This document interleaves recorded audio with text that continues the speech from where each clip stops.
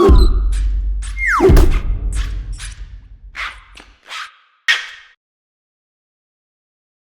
Kindle Paperwhite 4 having both an LTE variant and a 32 gig variant, and having the engine borrowed from the Manga model Kindle Paperwhite 3 on here, makes this a great manga reader. Let's check out what it can do with manga. So this is the front page.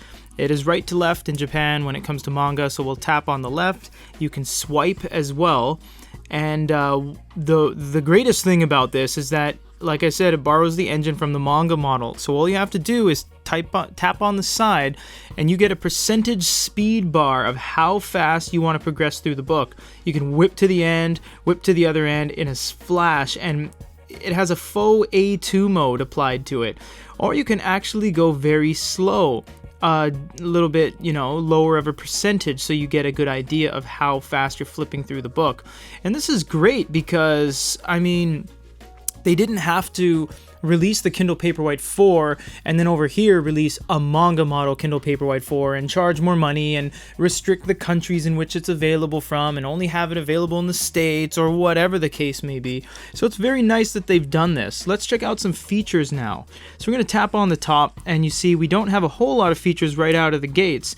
We have view in store and we have page display. This allows us to crop margins, page refresh, virtual panel, and then preview double page spread.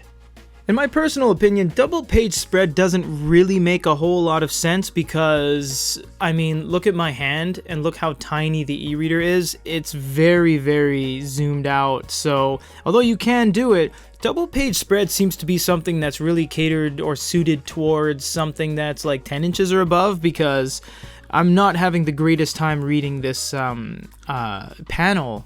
Virtual panel is also something that really doesn't do too well on a 6-inch e-reader. You think it would do well if it actually worked properly. So on Comixology and stuff like that, they have something called guided view. I can click on this panel, and it being the same size as my screen, it should isolate the panel, but on the Kindle it doesn't. It actually just quarters the page. Quarters the page.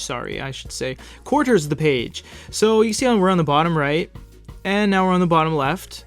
We're back on the bottom right, top left, and top right. So doesn't actually go panel by panel at all. So when you do that, you actually have a lot of clipping. So it's not the greatest feature to turn that on. Lastly, we're going to do pinch and zoom. So we're going to pinch and zoom like that. And unlike on PDFs, you actually don't get a scaled down version of the comic itself when you're navigating around. You just get a plain box and it tells you where on the page you are. Although that being said, look how smooth that is. And this is a book from Amazon Kindle's store. So this is actually, it's not a side-loaded comic. This is a Naruto manga from the store. So it's very fluid, and it's a little geeky thing, but I like the fact how you can navigate around, lift your finger, and what it's called grabbing the you will basically re-grab it. A lot of the times when you lift your finger, it loads like that and you're not able to continue without it rendering, but the Kindle allows you to actually lift your finger off the page, jump to another section, and continue moving around.